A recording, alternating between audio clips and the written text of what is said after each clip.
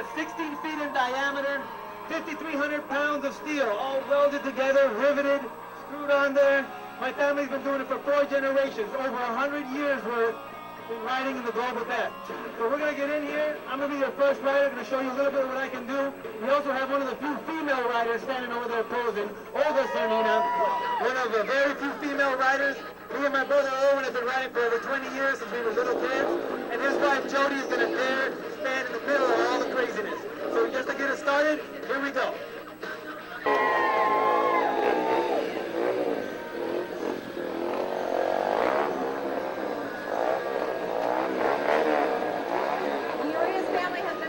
In the globe for over 100 years.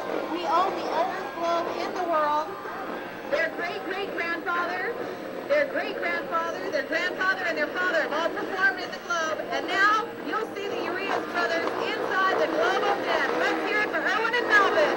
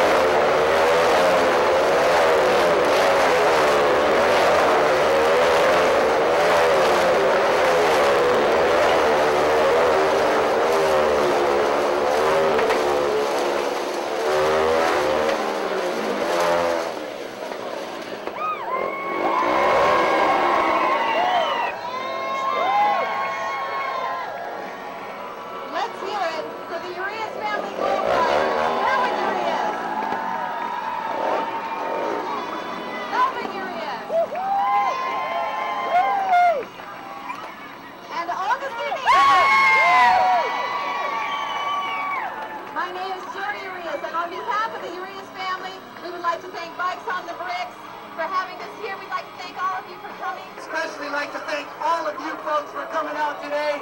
2013 Bikes on the Bricks. Whenever you do go home tonight, ride safe.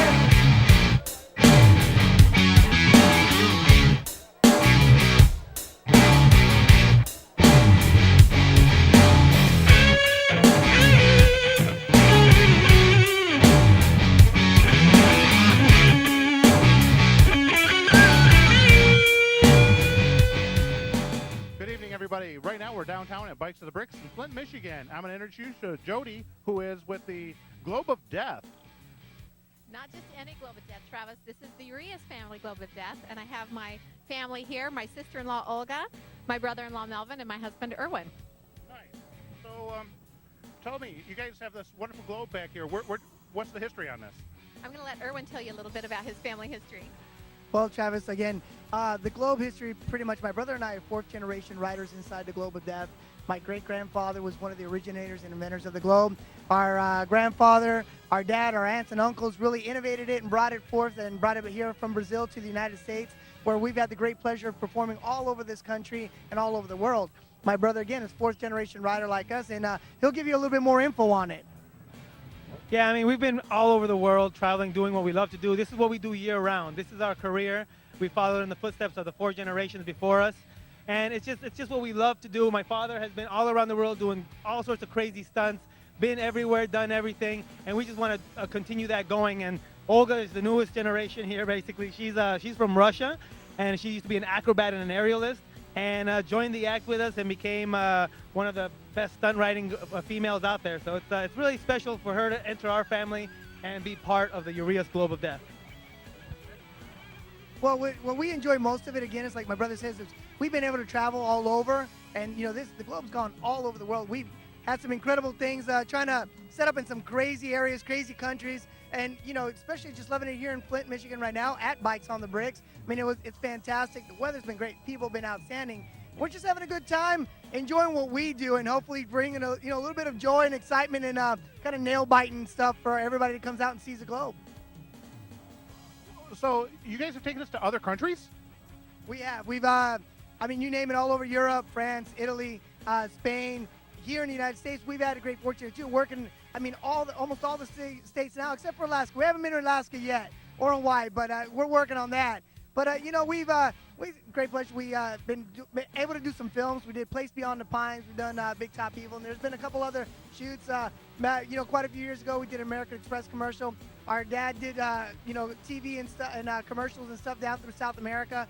We've been on, countless TV shows, CNN Entertainment, and this has been not only a great joy to all of us to be able to ride in it, but it's brought us a lot of extras on being on different TV and print and stuff. So we've really enjoyed it. It's great. Very nice. So do you guys just set this thing up at home and go to town on it? Well, I'll let Melvin and Olga answer that one for you. Well, I mean, it takes a lot of practice. We each take about 2 years to really learn everything. You got to learn your instincts in there. So it sets up at our winter quarters at home. And yeah, we get in there, you learn the basics first. Olga practiced for 2 years. I'll let her explain a little bit of what she learned. Yeah, it took a little bit of tears and pains and everything, fights and all you can think of. It took me a couple of years to practice in there by myself and ride maybe with 2 bikes. Since 2008, I started riding with 3 motorcycles, and like you can see, I kind of got better as time went along, and now Jody trusts me to be part of their act and standing in the middle between that craziness. She does the neck spin at different events, closed buildings and stuff. She hangs by her neck and spins around while we cross each other with inches away from her body. So we do different stuff. You gotta be prepared for a lot of different things. Flat tires, broken spokes, chains, so a lot of alert while we're inside there, and we check our bikes before every show and make sure everything goes good. And I learned from the best, so I pride myself in what I got to in 6 years performing. Yeah, and it truly is an honor for us to continue our tradition, and we have one of the best female riders ever, and it's something that everybody should enjoy seeing, because you see 4 daredevils, 2 men, 2 women doing crazy stuff all together in unison. And it really is a pleasure to come out here to Flint, Michigan, Bike on the Bricks, and really have everybody enjoy our show. You're standing here in the middle of this dome. What was it like the first time? Has there been any really close calls, crazy activities going on in there? Well, it's live entertainment. We don't have the luxury of having a film crew or computer editing and all that fun stuff. And there are some close calls. And but having that trust in the family, the stunts that we do, it's quite exhilarating, and we were really excited that I'm lucky enough to work with 3 of the best globe riders in the world, and we decided to add a new stunt that had never been done before. In all of motorcycle history and circus history and everything that we've done, and that's where I get suspended at the top hanging by my neck spinning. So I'm lucky enough to be the first person in the world to do it, and I couldn't do it if it weren't for the 3 amazing, you know, globe riders that I have riding around me. I just couldn't be able to do it. And that's been a thrill for us as a family to be the first to ever do that, and so far the only globe to do that. So, well, do we have any further comments on closing? Any ideas what we could tell the crowd? Any other special crazy stories? We'll pass it around one more time. There are a lot of crazy stories. You know, we've been to a lot of bike rallies and motorsports shows, and I'll say I'm completely impressed. This is our first time in Flint at the Bikes on Bricks, and there are tens of thousands of bikers here today, and everything that bikers need are here today. You know, they can get apparel and they can get their bikes fixed, and they can have live entertainment, live bands, and come see us, and we get to meet all these fabulous people. But as far as really exciting, fun stories, I'm going to pass the mic over to the crazy boys. Well, not only have we had crazy, you know, incidents that have near misses and stuff inside the cage, but I mean, for a whole other show, we the road travels, getting from one city to the next. You know, the breakdowns in the middle of the night, and you're trying to fix stuff as you know, and we do it mainly, again, we go through all the hardships of traveling on the road to be able to make it to the event because we truly enjoy what we do. I mean, and it's just, for me, it's a crazy thrill. It's one crazy ride that we're having, you know, in our lives right now. And I mean, Melvin can give you some other details. Well, I'll tell you a funny story with me is the fact is we practice a lot. Like I said, we take about 2 years to learn, but the dumbest things happen sometimes that make you feel really dumb. One of the things is I go in there, I do my thing with my whole family, perform as hard as I can, get a real roar from the crowd, and then I'll come out here and something as dumb as a little bit of water on concrete. I slip, bust down with my motorcycle, totally crash, and everybody's looking at me like he can ride in there, but you can't get him on 2 wheels outside. So it's one of those, you know, things that you do a lot of embarrassing things. As far as inside, we've been lucky to not have too many incidents. You do have incidents because they're mechanical objects. But in the long run, we've had a really safe time. I mean, like I said, I've been doing it for over 20 years. My brother as well, Olga for over 7. So we've had a good track record in there. But we've had some funny things happen outside the globe. It's been really good, but then again, you know, I think I definitely feel a lot safer inside the cage, riding around at crazy speeds. And when people look at us and say, well, you know, you guys are really a little bit mentally unstable inside there, but I feel safer in there than sometimes out on the road. But it's really good. We're having a good time. You guys have to like maintenance this cage after riding around it? I was just feeling for like rubber residue or something in there. Earlier when our camera was, you know, shooting up here, there's a lot of force going on this metal. What do you guys do to maintain this? Well, again, I'm a fabricator, and I mean, we weld it, we fix it whenever it's needed and stuff like that. We're the ones that designed it, built it. We designed and built the base on it to be able to, you know, withstand the weight that we put. We put about 3 G's of force when we're going upside down. We're hitting on the motorcycles. We're putting about 3 G's. We're getting about 1.5 G's on our head area. We're right at the verge of gray out. But, you know, I mean, anybody that does physics, the amount of force we're putting on here, going at speeds between 45 to 55 in a 16-foot diameter cage. I mean, you're talking about almost 53 feet of circumference that we're covering in a short amount of time there.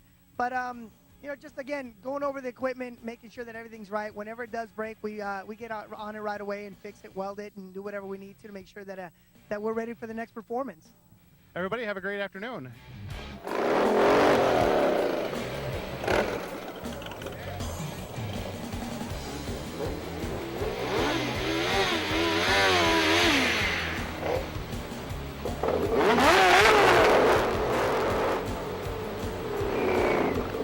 Hey, I'm Travis. We're back to Bikes on the Bricks downtown in Flint, Michigan this evening. I found this gentleman down here. He's got this really sweet bike we're going to do an interview about and talk about it real quick. Sir, what's your name? Dan. Hey, Dan, tell me a little bit about your bike right here. What year is it? And tell me about the sweet-looking frame. Well, this is a customer's bike. They brought it to me earlier in the year. And the guy actually built it in 1970. And that's an Amon frame. Everything was, the frame and the front end stuff was bought from Rockies back in the day. And they wanted to get it going again. I've been working on it all summer for them. It runs great, and cleaned it up. And when you say bought from Rockies back in the day, are we talking like in the 70s or the 80s? This bike was built in 1970. Okay, very nice. And you were showing me earlier about the carburetors and about the baffles. Let's talk about the carburetors real quick on this. Well, the carburetors are actually, the motor's actually a 1970 motor. The bike was built in 1970, but the carburetors are 69 Sandcast, and they're very, very rare. And the Sandcast 69 Hondas are worth really big money, restored 30 to 40 grand. So I'm probably going to sell these carburetors just for the fact of tunability and easy throttle pull for my customer, and put the money back into the bike because, you know. Very nice. Let's see your exhaust down here. Now, this is an original exhaust on this? Yes, that's the original exhaust they got back then. The baffles do not come out of the pipes. And everybody tells me, oh, it needs to be louder and all this and that, but that's what they did back then with that exhaust system. You cannot take the baffles out, and I'm not going to cannibalize nothing on the bike. Very nice. So the body, the paint job on this, was this like a one-of-a-kind bike that they made? Yes, actually, the guy that did this bike is his brother, and he owns it, or his brother owns it now, and bought it back in the day. His brother won 2 major state trophies with this bike in 1970. He did all the paint work and lacquer back then. Matter of fact, there's a small little spider right here on the tank. That was like a little thing they did back then or whatever. Like a trademark there. Right. And if you look back in the archives, you probably see this bike in some bike shows. I think he won a state show with it back in 1970, 71, something like that. Very nice. What's this small tank right here? That's an old tank, and even all your original 750 Hondas, all your 750 Honda 4s had an oil tank even on the original bike. But that is the oil tank. The oil lines are on the other side of the bike, and they run up into that tank and back out. So it's not like a crankcase reservoir, is it? Look. Yeah, something like a dry sump system. It runs the oil up here. It keeps the motor cooler. But they did that with the original Honda 754s. Even any Honda 750 factory 4 has an oil tank up in the frame. Very nice. Well, thank you very much, sir, for having some time to interview with us down here, and I hope you enjoy biking on the bricks in Flint, Michigan. Hey.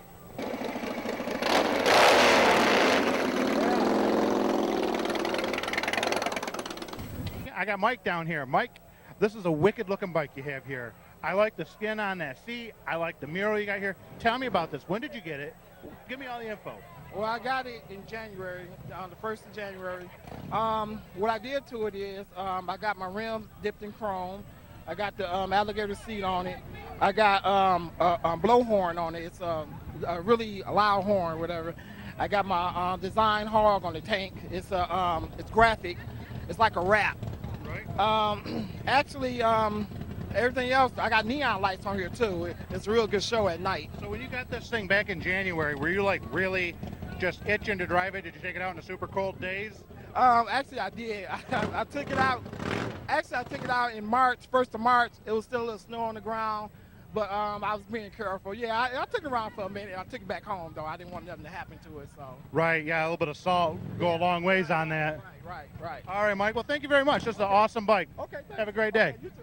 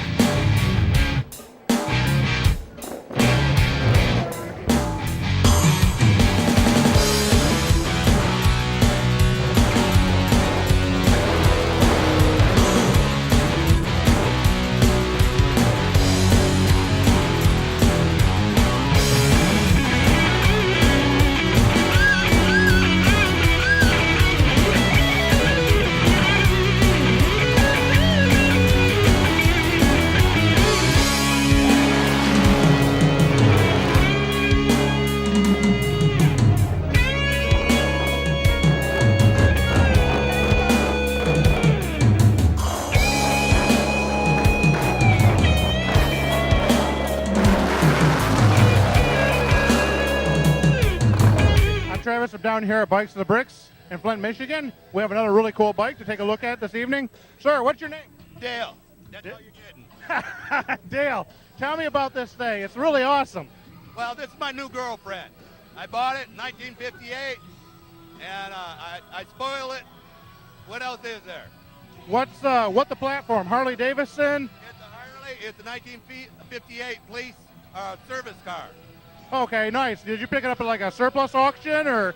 I bought it from a guy out in Columbiaville. He had it, and all there was the frame, motor, and the gas tank. Oh, wow. So tell me about the saddle that you got here. The Leatherman down on Saginaw Street sold this to me. He said I had to have it, and it's the best thing I got.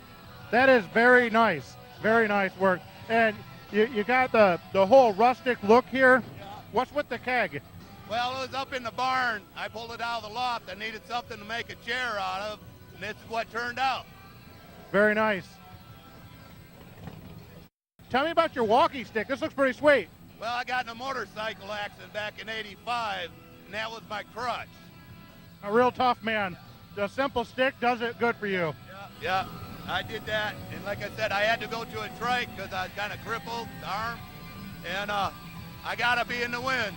I'm glad that an accident didn't stop you from enjoying a motorcycle hobby. Tell me, with the trike, did you do the conversion on this? It was a trike. It was a trike to begin with, so that took a lot of work out of it. But the wheel, the fenders, the barrel, the back suspension, I made it all up. Very nice. Yeah, I like the wood deck you got here. So you got somebody riding on the back. They have a really nice, comfortable ride. If you find a nice, tall, 6-foot blonde that wants to go for a ride, send her my way. All right, well, we'll try to track her down. All right, thanks a lot, man. Take it easy.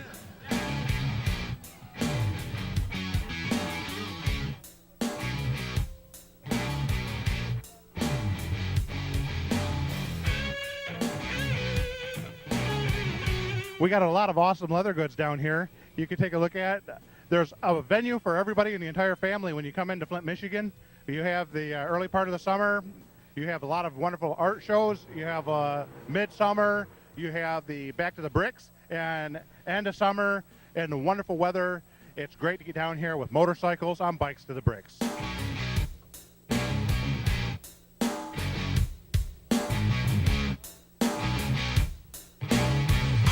We just stopped into a leather shop down here, which seems to be fairly busy and having a lot of good times down here. Sir, what's your name and what's the name of the business? Gil, name is Paragon Leather. Very nice. And how do you like it down here in Flint, Michigan? Love it. Are you going to be coming back next year? Yes, we do. That sounds like a really nice thing. You fine ladies, what's your role down here? I am Mr. Gill's assistant for Paragon Leather and Paragon Promotions. Very nice. Is there a website or anything we can find more information about? Oh yes, www.paragonspromotions.com. Paragon's Promotions. I'd like to thank you all for your time.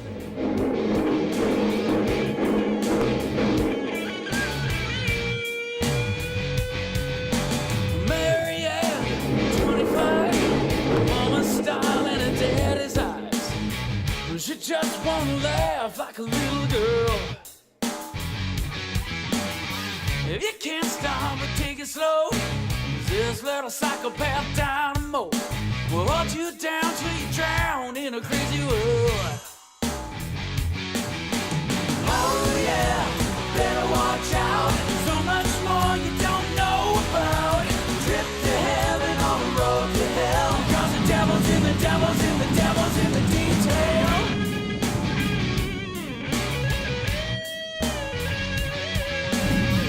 Lorraine, 33, she likes walking down along the beach, looking for a man who can treat a girl right. What you don't know, she'll never tell. She make living like a living hell. The sweet as a peach that she gets you in her sights.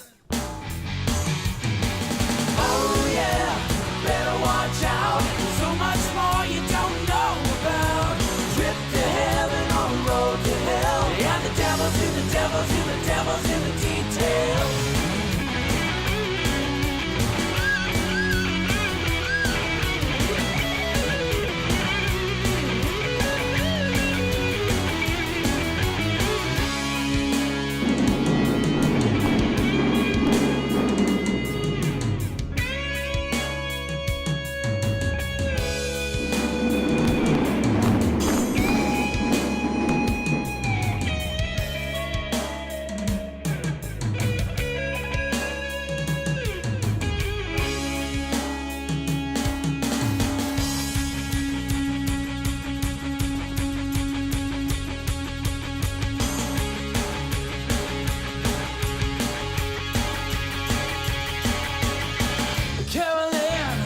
too. She just wanna get it on with you. Too much conversation only bring her down.